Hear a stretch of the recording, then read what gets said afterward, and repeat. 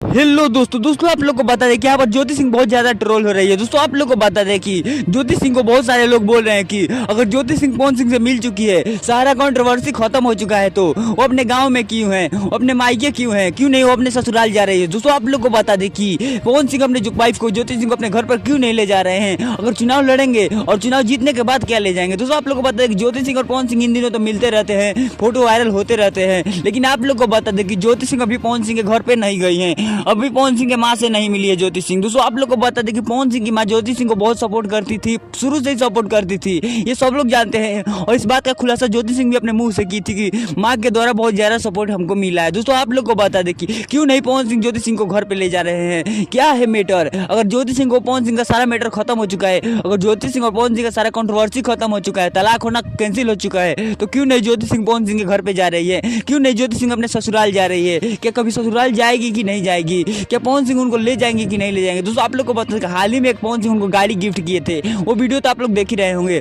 और नहीं ले जाना होता तो वो गाड़ी गिफ्ट क्यों करते। दोस्तों आप लोग बता दें इतना प्यार क्यों जताते अगर घर पे नहीं ले जाना होता तो।